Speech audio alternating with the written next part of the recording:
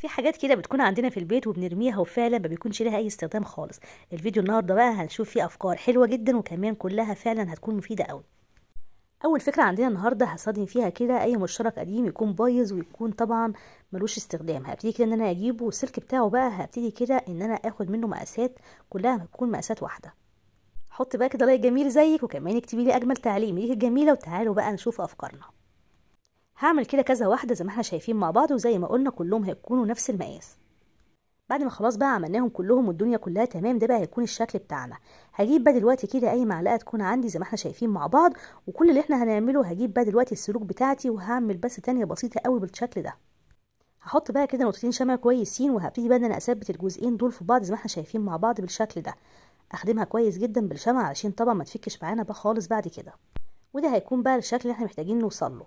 بعد ما خلاص بقى مسكت معانا والدنيا كلها تمام هبتدي برضو ان انا اروح لواحده تانية ونفس الفكره برضو. هبتدي اول حاجه ان انا احط الشمع بتاعي وبعد كده برضو ابتدي كده ان انا اثبتها بالمعلقه علشان تثبت معايا كويس جدا. بعد كده المعلقه هنا بقى هتوزع لي الشمع كويس جدا على السلك بتاعي، وطبعا برضو هتدخله له كله في كل طبعا الجهات اللي انا محتاجه انها توصل له. هعملهم كلهم بنفس الطريقه وطبعا اكيد كلهم هيكونوا برضو مقاس واحد، مش هتاخد مننا ولا وقت ولا مجهود ولا اي حاجه. وطبعا بعد كده لو حابين بقى ننضف المعلقه بتاعتنا اكيد الشمع بتاعنا زي ما احنا شايفين كده هيتشال معانا بمنتهى السهوله، فما نقلقش خالص بقى على المعلقه بتاعتنا. نجيب بقى دلوقتي الوحدات بتاعتنا واذا ظهر كده اي طبعا شمع زياده بالمقص كده وابتدي طبعا برضو ان انا اشيله. دي كلها بتبقى زيادات ما احناش محتاجينها خالص، مش عايزه اي حاجه خالص تكون من الشمع موجوده على السلوك بتاعتي علشان بعد كده الشكل عندنا طبعا يكون كويس. وكده خلاص بقى شيلنا الشمع بتاعنا والدنيا كلها تمام لحد هنا. موضوع سهل جدا جدا ومش هياخد مننا ولا وقت ولا اي حاجه. طيب بعد كده بقى هبتدي ان انا اجيب اي مرايه تكون عندي زي ما احنا شايفين معايا هنا مرايه صغيره. هبتدي كده ان انا اجيبها وكل بس اللي احنا هنعمله هبتدي اجيب المسدس بتاعي وهبتدي بقى ان انا اثبت كده الجزء بتاع السلك بتاعنا تحت المرايه بالشكل ده. كده خلاص ثبتنا واحده. هبتدي بقى دلوقتي برضو نفس الفكره ان انا احط الشمع بتاعي في الواحده التانية وبرضو بنفس الطريقه هبتدي ان انا اثبت برضو الوحدات كلها. اخدمها كويس جدا بالشمع علشان تثبت معايا كويس. بعد كده برضو بنفس الطريقه هكملهم كلهم وهو ده بقى يكون الشكل اللي احنا محتاجين نوصل له.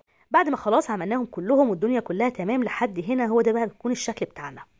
نقلب بقى دلوقتي المرايه بتاعتنا وزي ما احنا شايفين مع بعض هبتدي بقى دلوقتي ان انا اجي هنا وكل اللي احنا هنعمله هثبتها طبعا برضو بالشمع اكتر واكتر علشان برضو نضمن ان هي هتكون ثابته معانا بعد كده. وزي ما احنا متعودين بنعمل الحاجه علشان نستفاد بيها على طول وما تفكش معانا ولا اي حاجه. جبت هنا كمان قطعه كرتون وبرضو ثبتها كده برضو على الجزء بتاعنا علشان اضمن ان هي طبعا هتكون شكلها كويس وكمان برضو هتكون ماسكه معانا كويس جدا. وهنا بقى هبتدي انا اعمل لها تعليقه كده علشان طبعا بعد كده ان انا اعلقها منها. وبعد كده هجيب قطعه بس كده من الكرتون او حتى كمان من القماش مفيش مشكله خالص، وبعد كده هبتدي ان انا اثبتها كده على التعليقه بتاعتي. هتثبتها لي اكتر وكمان برضو الشكل عندنا هيكون كويس. طيب بعد ما خلاص بقى عملنا التعليقه بتاعتنا والدنيا كلها تمام هجيب بقى دلوقتي اي سبراي انا حابه استخدمه اذا كان بقى لونه فضي او حتى كمان اذا كان لونه ذهبي او حتى كمان لو كان نحاسي مفيش مشكله خالص. وهبتدي بقى دلوقتي ان انا ارش طبعا اللي احنا عملناه ده كله بالسبراي بتاعنا. رشيت هنا بقى من ورا وبعد كده هبتدي اجيب قطعه الكرتون وهبتدي انا اثبتها بس على المرايه بتاعتي وبرده هرش على الجزء اللي هيكون قدام. وبكده هنكون عملنا مرايه شكلها حلو جدا وكمان رقيقه قوي وطبعا محدش خالص هيصدق احنا عملناها بايدينا، واكيد بيتباع في المحلات غاليه جدا ومش رخيصه خالص. ودي كانت اول فكره عندنا النهارده. حطوا بقى كده لايك جميل زيكم واكتبوا تعليق جميل زيكم. تعالوا بينا بقى دلوقتي نروح كده على تاني فكره عندنا النهارده.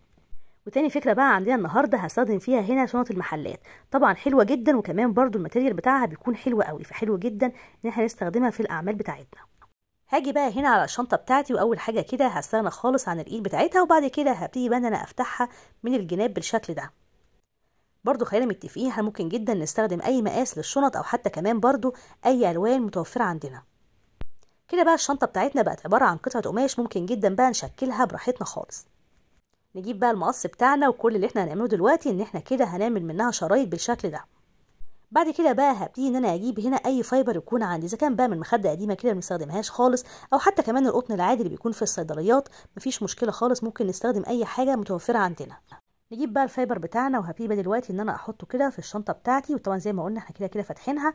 وبعد كده هبتدي ان انا اجيب اي بقى خيط عندي وكل بس اللي احنا هنعمله هبتدي ان انا الفه بقى على الفايبر بتاعي بمنتهى السهوله، ولا بقى محتاجين خياطه ولا محتاجين اي حاجه خالص، مجرد بس كده بنلف الخيط هيثبت معايا كويس جدا جدا. وبعد ما خلاص بقى قفلنا على الفايبر بتاعنا والدنيا كلها تمام، كل بقى الزياده اللي عندنا دي هبتدي بقى ان انا اشيلها بالمقص بتاعي. بعد كده بقى هبتدي برضو ان انا اجيب برضو نفس الخيط اللي كان معانا، وكل اللي احنا هنعمله هبتدي بقى ان انا اعمل كده في الجزء ده تقسيمات بالشكل ده.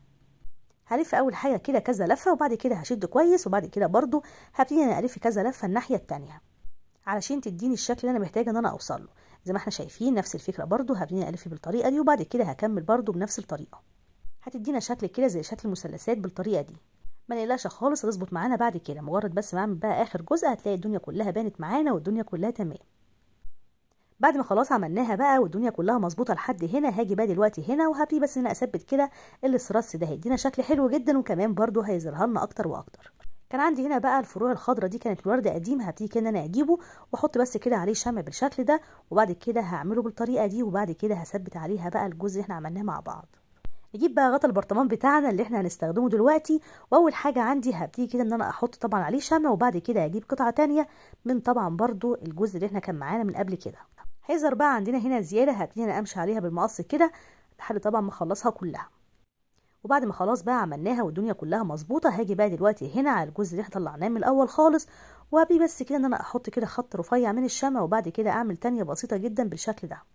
هعملها بس كده ناحيه جوه بالطريقه دي، وبعد كده هروح الناحيه التانية وبرده بنفس الطريقه. هبتدي اول حاجه ان انا احط كده خط رفيع قوي من الشمع، وبعد كده هبتدي انا اعمل التانية بتاعتي خط رفيع، يعني ما اضغطش كده على المسدس وانا بشتغل عشان طبعا ما يطلعش معانا شمع كتير، وبالذات لو كان بقى المسدس بتاعنا كبير زي اللي معايا.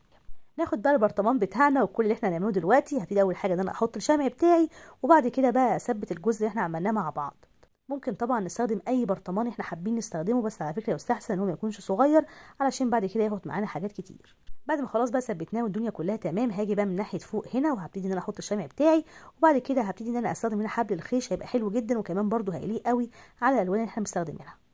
نحط بقى كده 3 وردات في النص علشان الدنيا عندنا تظهر اكتر واكتر. وتعالوا بقى نشوف هنستخدمه ازاي وهنستخدمه في ايه. هنستخدمه كمنظم، ممكن طبعا نحط فيه اي حاجه احنا حابينها، اذا كانت بقى ادوات الخياطه او اي حاجه تانية مفيش مشكله خالص. ومن فوق بقى هبتدي برضو ان انا اثبت كده الابر والدبابيس، برضو هتكون حلوه جدا وكمان هتكون فكره حلوه قوي وكمان عمليه قوي. ممكن طبعا نغير الالوان زي ما احنا حابين، مفيش مشكله خالص. وبكده هنكون عملنا فكره بسيطه وكمان اكيد كنا برضو هنكون محتاجينها. ودي كانت تاني فكره عندنا النهارده. حطوا بقى كده لايك جميل زيكم تاني فكره، وتعالوا بينا بقى دلوقتي كده ندخل بايدينا اليمين على تالت فكره عندنا النهارده. والتالت فكره بقى عندي النهارده هستخدم فيها الازازه دي، ممكن طبعا تكون نفس الشكل وممكن ده كمان تكون اي شكل تاني احنا حابينه، او بمعنى اصح بقى اي شكل تاني يكون متوفر عندنا. هبتدي كده انا اجيب اي رسمه او اطبع اي رسمه انا حابه ان انا اعملها. هنا طبعا استخدمت هنا الرسمه دي حلوه جدا واكيد طبعا مفيش احسن من كده. هشيل بقى دلوقتي كل الزيادات اللي انا مش محتاجاها دي زي ما احنا شايفين مع بعض، وهبتدي بقى ان انا افرغ الرسمه بس. همشي بقى عليها كلها بالطريقه دي. اي بقى حاجه كده مش محتاجاها هبتدي ان انا اشيلها واستغنى بقى عنها. ممكن نستخدم اي حاجه احنا حابينها مفيش مشكله خالص. كل بقى الزيادات البيضه دي انا مش محتاجاها زي ما قلنا، فهبتدي ان انا امشي عليها كده لحد ما افرغها كلها. الورق ده بيبقى طباعه ليزر وطبعا بنجيبه من المكتبه، وطبعا رخيص مش غالي ولا اي حاجه، ممكن نعمل واحده كده بجنيه او ب2 جنيه، يعني مش غالي ولا اي حاجه. حبيت برضو ان انا اشيل الجزء ده برضو ما اناش محتاجاه، وبعد كده برضو هبتدي ان انا اشتغل بيها بقى بمنتهى السهوله. هستخدم بقى هنا الدهان الابيض. هبتدي اول حاجه كده ان انا امشي على الازازه كلها زي ما احنا شايفين مع بعض. هنا بقى انا هستخدم اسبونشه زي ما احنا شايفين، خدت منها بس جزء صغير، وبعد كده هشتغل طبعا الازازه بتاعتي بنظام الطبطبه علشان امشي عليها كلها وكمان برضو تتكسر معايا كويس جدا. عملت اول حاجه الجزء اللي تحت، وبعد كده هروح بقى دلوقتي على ربط الازازه من فوق علشان برضو اعمله. مش هتاخد مننا وقت ولا اي حاجه، وكمان على فكره هتنشف معانا بسرعه جدا.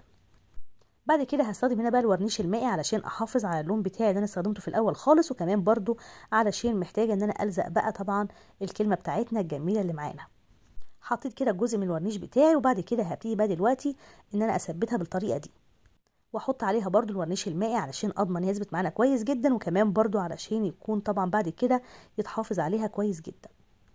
الورنيش بعد كده هيشف طبعا وكل حاجه هتكون ظاهره معانا كويس قوي. بعد كده بقى هبتدي ان اجيب حلقات الستاير، وهبتدي بس اول حاجه ان انا احط كريمه الشمع، وبعد كده هبتدي امشي عليها كلها بخيط الخيش. وهاجي بقى من فوق هنا عند الجزء بتاع الازازه من فوق، وهبتدي اول حاجه ان انا احط الشمع بتاعي، وبعد كده هثبت بقى الحلقات بتاعتي علشان تديني طبعا شكل حلو قوي. هجيب بقى المسدس بتاعي هنا، وكل بس اللي احنا هنعمله هبتدي اجيب حبل الخيش، وزي ما احنا شايفين مع بعض هبتدي كده ان انا امشي بالطريقه دي. ممكن بقى هنا نعمل اي رسمه احنا حابينها، زي ما احنا شايفين. هبتدي بس كده ان طبعا اعمل الجزء ده اللي من فوق عشان اداري خالص الجزء اللي فوق بتاعنا ده. وبعد كده بقى هنزل تحت وهبتدي بقى ان انا احدد كلمة الله زي ما احنا شايفين مع بعض، علشان تكون ظاهرة معانا اكتر واكتر، وكمان الدنيا كلها برضو تكون لايقة على بعضها. كده بقى الدنيا هتكون ظاهرة اكتر واكتر، وكمان برضو مش هيبان خالص ان احنا عملناها على فكرة بايدينا، وما يقلقش خالص الشمع بتاعنا ولا هيفك ولا هيجراله اي حاجة. كده خلاص عملت الجزء اللي تحت. هبتدي بقى دلوقتي ان انا اطلع ناحية فوق، ونفس الفكرة برضو هبتدي انا اكملها. حبيت برضو ان انا اعمل الجزء اللي تحت ده علشان الشكل عندنا يكون احلى واحلى. زي ما احنا شايفين مع بعض لما ابتدي كده ان انا هداري الجزء اللي تحت ده هتكون ظاهرة عندنا اكتر واكتر. ودي كانت افكار النهارده، اتمنى فعلا تكون عجبتكم. ما تنسوش تحطوا لايك الفيديو، وكمان تشتركوا في القناه لو انتم النهارده مرة بتشوفوني.